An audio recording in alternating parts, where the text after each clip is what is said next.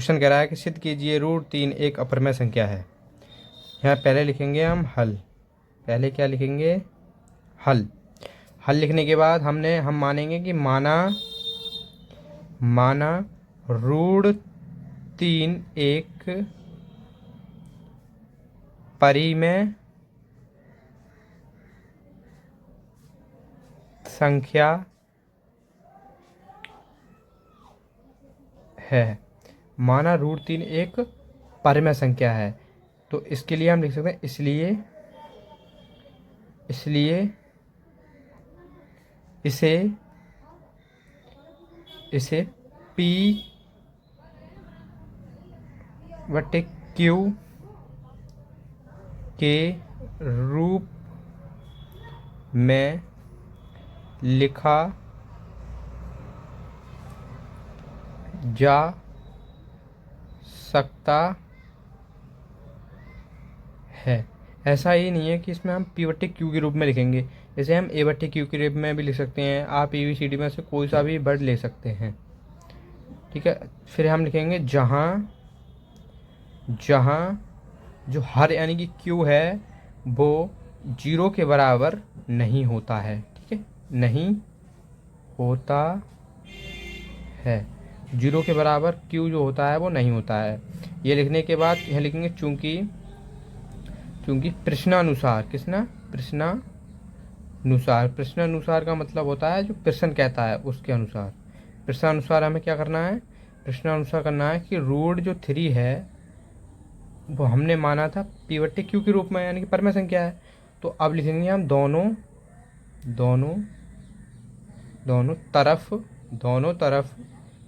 तरफ क्या करेंगे? हम वर्ग करेंगे। वर्ग करने पर, वर्ग करो भाई दोनों तरफ वर्ग कैसे करेंगे कि √3 का स्क्वायर कर लो बराबर में P बटे Q का होल स्क्वायर कर लो। तो √3 इंटू √3 बराबर P का स्क्वायर बटे Q का स्क्वायर, ऐसे तो होगा।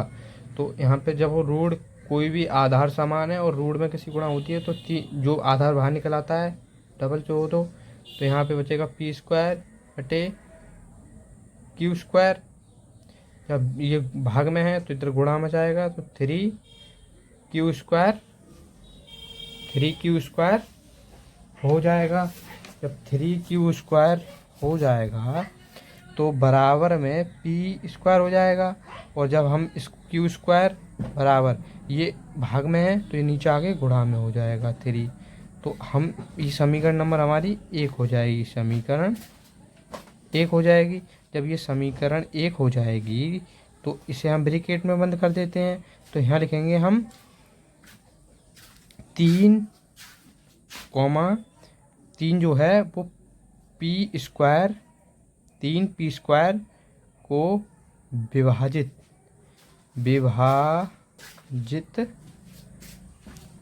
करता है। ये लिखने के बाद 3 फिर इसलिए लिखेंगे, इसलिए ऐसे लिखते हैं, ठीक है, ऊपर एक बिंदु।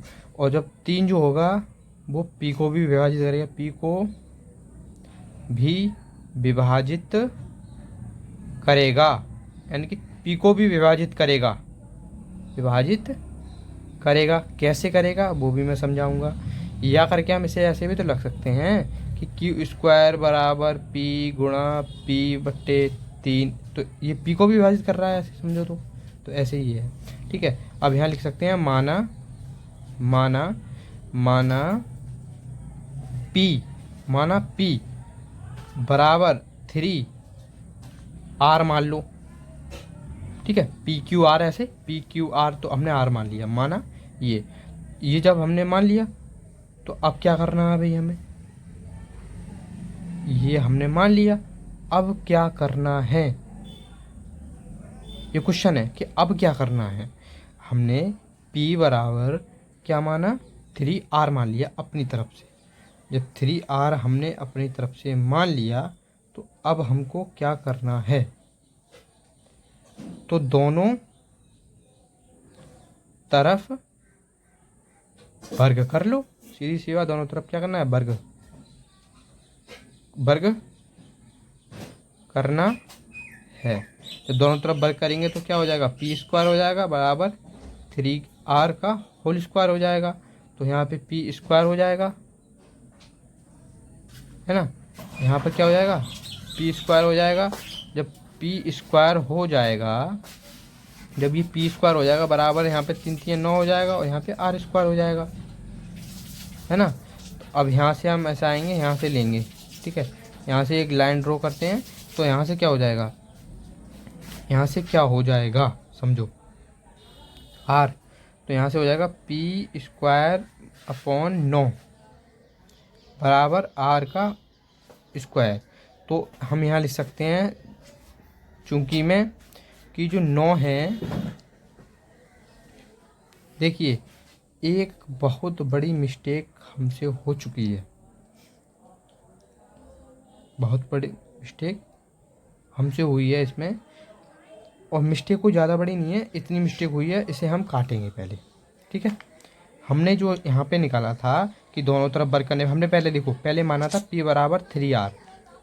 देखो p बराबर 3r, 3r ही क्यों माना, क्योंकि पी क्यू आर मतलब लाइन से आ रहा है ना एबीसीडी वर्ड में, पी क्यू आर। तो ऐसे करके हमने p बराबर 3 तो है ही पूरे सवाल में, तो 3r मान लिया, ठीक है।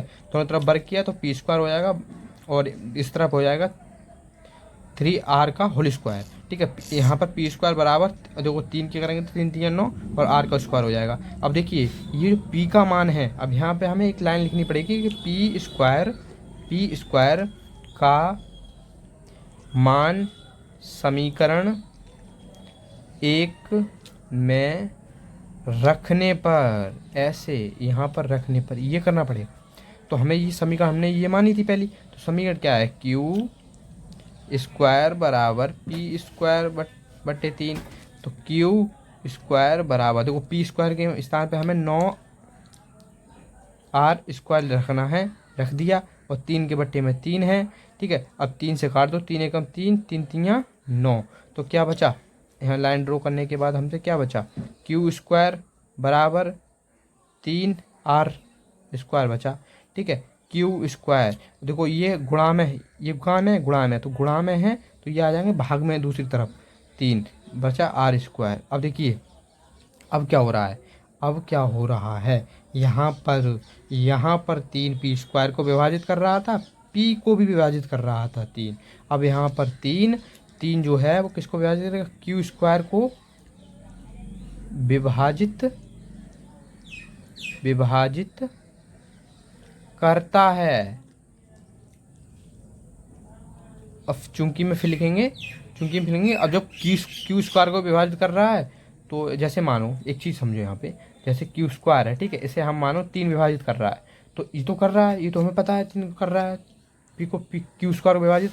तो ऐसा भी तो हो सकता है जब स्क्वायर होता है तो 3 को मतलब क्यू गुणा क्यू बट्टे 3 भी हो सकता है, तो 2 बार गुणा करेंगे ना, स्क्वायर है तो क्यू को भी विभाजित करेगा। तो ऐसे यहाँ लिखेंगे 3 क्यू को भी विभाजित करता है, ठीक है। अब इतना हम लिखने पर अब हमें एक लाइन और लिखनी है, इस तरफ एक लाइन ड्रॉ करेंगे और यहाँ पर हमें लिखना है, अतः हमारी अवधारणा या ब्रैकेट में लिख सकते हैं आप लोग कल्पना, हमारी कल्पना गलत थी, ये जरूर लिखना होता है। अतः हमारी कल्पना गलत थी, ये लिख देंगे। फिर यहाँ लिखना अतः √3 परमेय नहीं है, परमेय तो हमने माना था, अब ये क्या होगी, अपरमेय संख्या है, अपरिमेय संख्या है, ये लिख दिया हमने। अतः ये अपरमेय संख्या है, हमने प्रूफ कर दिया ना। अब हम यहाँ पे लिख सकते हैं हिंदी में इति सिद्धम लिख दिया, इति सिद्धम, बस हो गया प्रूफ। करना क्या था इस सवाल में, कुछ नहीं करना था, बस ये करना था। ये सवाल कह रहा है सिद्ध कीजिए √3 एक अपरमय संख्या है।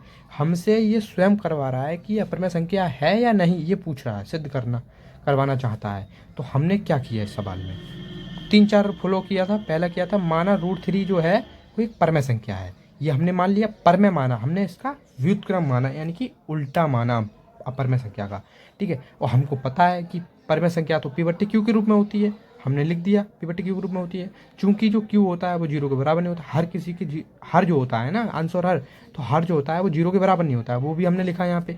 अब तो प्रश्न जो कह रहा है उसी के अनुसार हमने √3 उतारा, और हमने माना था कि ये परमय संख्या है, वो हमने P/Q लिखा।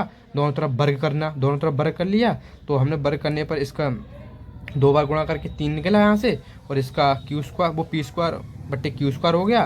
तो इसे हमने इधर पहुँचा दिया, तो 3Q² हो जाएगा, और P² का P² बचा, तो यहाँ से Q² हो गया, और ये गुणा वाला भाग में आ जाएगा, P²/3 हो जाएगा। समीकरण हमने 1 मान ली थी ये। फिर हमने यहाँ लिखा था कि 3 जो है, यानी कि जो 3 है वो P² को विभाजित करता है, दिख रहा है खुद ही, 3 P² को विभाजित करता है। अब एक तरफ और हमने यहाँ लिखा या करके कि जो या करके हमने लिखा था Q बराबर, यानी कि देखो कोई भी चीज़ स्क्वायर है, ठीक है, कोई भी चीज़, जैसे कि 5², तो इसका मतलब क्या है, 5² का मतलब ये भी हो सकता है कि 5 × 5। तो ऐसे ही यहाँ पर है, जैसे P, ऐसे यहाँ पे P² है, तो यहाँ पे P × P, तो यानी कि जो 3 है वो P को भी विभाजित करेगा। तो हमने यहाँ पे लिखा 3 P को भी विभाजित करेगा। तो इतना लिखने पर हमने एक चीज़ और मानी, क्या माना P बराबर 3R। अब देखो हमने ये कैसे मान लिया P बराबर 3R, देखो कैसे माना, इस बात के लिए समझो। ये समीकरण 1 हम मानते हैं ना, वहाँ से ही उठा लिया जाता है। जैसे ऊपर वाला स्क्वायर होता है, जहाँ हमने समीकरण 1 मानी थी, उसका जो ऊपर वाला होता है अंश, उसे हम यहाँ लिखेंगे सिंगल, ठीक है। P बराबर कोई भी हो, यहाँ पे P हो चाहे A हो, कोई भी हो, तो P बराबर 3R। देखो R यहाँ, देखो 3 तो लिख दिया। 3 क्यों लिखेंगे, क्योंकि पूरे सवाल में ही 3 है, 3 लिख दिया। अब देखो R कहाँ से आ गया, ये पूछा जाए तो R कहाँ से आया, PQR। ABCD में नहीं आता है PQR, जैसे ये तीसरे अक्षर पे आया है, तो हमने R मान लिया। जैसे यहाँ पे होता, हमने मान लिया होता पहले A/B, तो यहाँ पे ABC, तो यहाँ पे हम C मानते। ऐसे हमने माना P/Q, तो यहाँ पे हमने मान लिया PQR मान लिया। जैसे हम ऐसे ही मानते हैं, तो मतलब लाइन से लाते हैं, कोई भी वर्ड को एक साथ लेके चलते हैं। तो यहाँ पे हम ये मान लिया, ये हमने ये चीज़ हमने क्या है, मानी थी। अब आगे हमें क्या करना है, बिल्कुल इसी की तरह करना है। क्या करना है, दोनों तरफ वर्ग करने पर, तो दोनों तरफ वर्ग करेंगे तो P² हो जाएगा, बराबर में 3R है, तो इसका 3R का होल स्क्वायर हो जाएगा। कोई भी संख्या डबल है तो उसका होल स्क्वायर माना जाता है, सिंगल है तो स्क्वायर माना जाता है, सीधी सी बात। तो P² बराबर क्या हो जाएगा, 3 की गुणा 3 की 2 बार करेंगे तो 3 3 9, और R का स्क्वायर तो R² होगा। फिर उसके बाद हमने क्या किया, उसके बाद हमने किया था कि जो P² है, P² का मान समीकरण किस में, 1 में रखेंगे, यानी कि समीकरण 1 कौन सी हम इसमें, तो यहाँ पर रखेंगे हम। तो यहाँ एक समीकरण हमने 1 उतारी, Q बराबर इससे हम उतार लिया यहाँ से। ये सम उतारने के बाद Q² बराबर क्या होगा, तो वो P² के स्थान पे हमने ये रखा 9R² रख दिया, और बट्टे में 3 के 3 लिख दिया, 3 एकम 3 किया, 3 3 9 किया, तो क्या बचा, Q² बराबर क्या हो जाएगा 3R², ये काटने पर 3R², ठीक है, 3R² हो गया। तो देखो Q², देखो यहाँ पे है, देखो इस तरफ देखो, दाएं तरफ 3R², ये गुणा में है, जब गुणा में है तो नीचे दूसरी तरफ आएगा भाग में, तो क्या होगा Q²/3 बराबर R², ठीक है। अब देखो यहाँ पे समझो, इस चीज़ के लिए बिल्कुल इसके तरह खेला है, इसके तरह खेला है, ये यहाँ पे ये चीज़ लिखी है, वही हमें लिखना है। क्या लिखना है कि 3 जो है Q² को विभाजित करता है, ये वो हमने लिखा। अब देखो जैसे मैंने समझाया था कि 5 की डबल बार गुणा होगी, 5 की यानी 5² होगा, तो इसका मतलब ये है कि 5 × 5। जैसे यहाँ पर है Q², तो यहाँ पे इसका मतलब ये होगा Q × Q, है ना। तो यहाँ पे लिखेंगे, तो यानी कि जो 3 है वो Q को विभाजित करेगा, तो ऐसे लिखेंगे 3 Q को विभाजित करेगा, ठीक है। ये चीज़ हमने लिखने के बाद आगे अतः में क्या लिखा, यानी कि हमें जो प्रूफ करना तो वो भी तो लिखना जरूरी है। तो अतः हमारी जो अवधारणा है, यानी कि हमारी जो कल्पना क्या है हमारी, कि हमने ये माना था कि परमय संख्या है ये √3, तो वो कल्पना है हमारी एक, ठीक है। वो कल्पना जो है वो गलत थी, यानी कि जो हमने जो माना था वो गलत थी। हमारी मानसिकता, हमारे विचार जो हमने माने थे कि ये √3 एक परमय संख्या है, वो हमारी गलत थी। तो अब क्या करना है, तो अतः हम कह सकते हैं कि √3 एक अपरमय संख्या है, यानी कि सवाल कह रहा था इससे सिद्ध कीजिए कि √3 एक अपरमय संख्या है, तो हमने अंत में आगे लिख दिया अतः √3 एक अपरमय संख्या ही है। ये सवाल मैंने आपको समझाया, आपको समझ में आया होगा। Thank you.